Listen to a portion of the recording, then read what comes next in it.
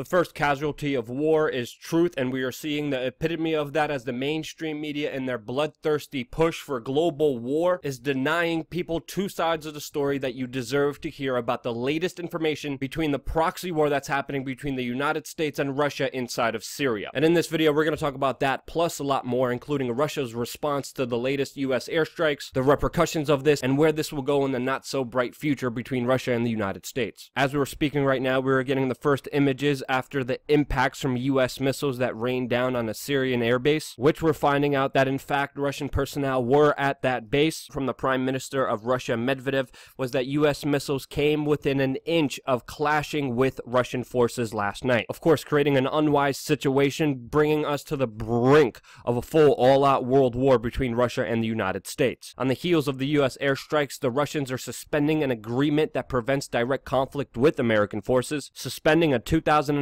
deal with the United States aimed at avoiding mid-air collisions in Syria. The Russians are saying now the risk of such a collision couldn't be any higher, and therefore explaining their suspension of this deal. Russia at the same time is upgrading its Syrian air defenses. The Russian S-400 missile defense shield has been put in combat readiness, as Russian warships have been armed and sent towards the direction of the US destroyers that launched last night's Syrian airstrikes. Russian President Vladimir Putin has said that the Syrian strikes last night have crippled US-Russian relations, and the Russian Prime Minister told Trump that he is one step away from a complete war with Russia. Now, on the American mainstream media, we are getting one side of this conflict, one story from the US administration, from the deep state that works with the mainstream media, telling everyone that this was a justification for the chemical weapons attack that the Syrian government committed against its own people, justifying this conflict. But the Russians have a completely other side of this story that you deserve to hear. They are saying that the US justification is completely untrue, saying that the scenario of the Syrian government using chemical warfare is highly implausible, and pointing the fingers at Syrian rebels, which brings into question who really used chemical weapons inside of Syria. The argument that the Russians are using was that Syrian rebels did have chemical weapons,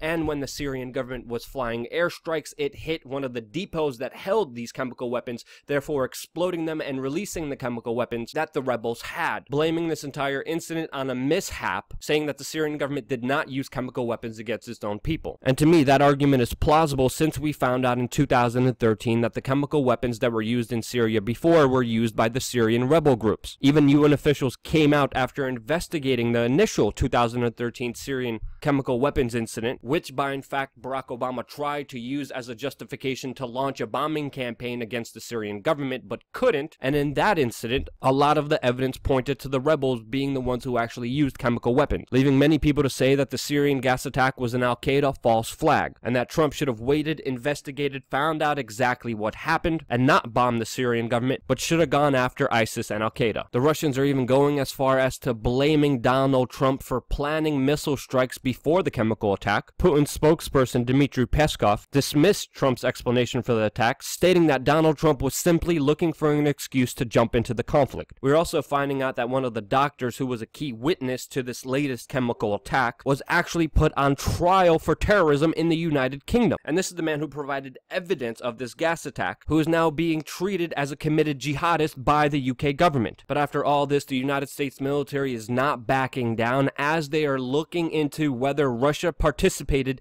in a Syrian chemical weapons attack, shifting the blame away from them and starting more heated rhetoric towards Russia. And after yesterday's attack, we are seeing the battle lines drawn, as Donald Trump has aligned himself with neoconservatives, the mainstream media, Hillary Clinton, Saudi Arabia, Israel, ISIS, Turkey, and Al-Qaeda, while at the same time facing off and making enemies out of Syria, Iran, Yemen, Russia, China, Shia Muslims fighting terrorists, and real alternative media. The lines have been drawn. This conflict is escalated. Many people are saying that this will lead to an entire world war between these two super global world powers who are involved in a proxy war officially, have been under Barack Obama, and now escalating that under President Trump, which is making everyone fear the worst. But to be honest, from my expertise and investigating this for a number of years now, what this ultimately will lead to is a very tense standoff between Russia and the United States, since both countries understand if there was a head-to-head conflict between these two nations, it would mean nuclear holocaust for the entire world. Russia's foreign policy is extremely unpredictable, and Donald Trump is playing a game that is very dangerous, that won't be solved anytime soon, and from what I see, create more proxy wars all over the world. For more news and analysis, don't forget to go to wearechange.org and support us on on wearechange.org/donate. We are a news organization funded by you, the viewers, and even $1 means the world to us, especially during these key critical times, so we could be here for you reporting the news that no one else will. Thank you again so much for watching. Subscribe, stay tuned.